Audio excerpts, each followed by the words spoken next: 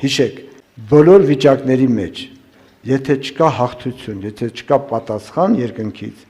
չհանձնվես հիվանդությանը, չհանձնվես մտքերին, չհանձնվես խնդիրներին,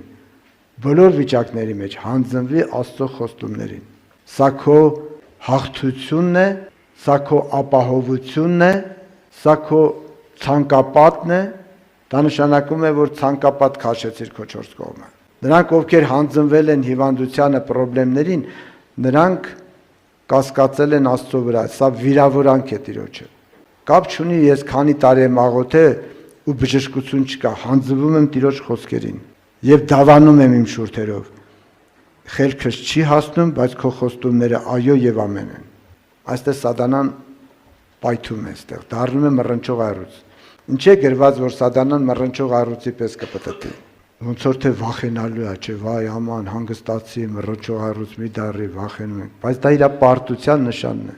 Ուղղակի ուզում է վախացնի, որ վախով բռնի քեզ։